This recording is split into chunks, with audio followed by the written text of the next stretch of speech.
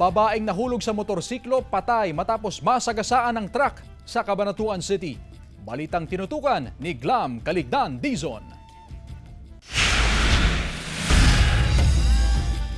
Matapos ang ilang araw na backtracking ng Cabanatuan City PNP, natunton kahapon ang nagmamay-ari ng truck na nakasagasa sa 29 anyos na babaeng biktima ng hit and run.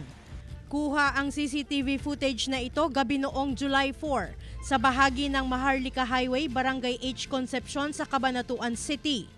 Makikita na aksidenteng nahulog ang backrider mula sa motorsiklong ito. Nang akmang patayo na ang babae, nasagasaan siya ng paparating na truck. Ayon sa PNP, July 8 nang i-report ang naturang insidente sa kanilang himpilan. Agad silang nagsagawa ng backtracking sa CCTV footage sa lugar.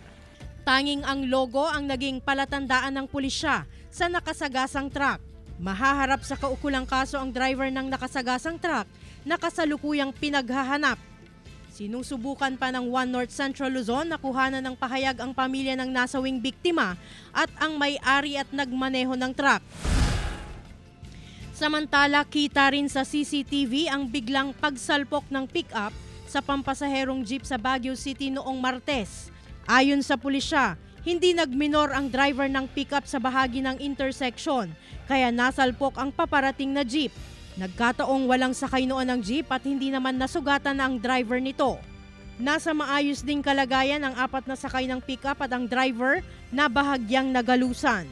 Wala pang pahayag ang mga sangkot sa aksidente. Right after nung incident is nagpunta sila para ipa-estimate yung damages. So, nag-uusap tayong dalawang panic kung ano yung gagawin nila for possible settlement.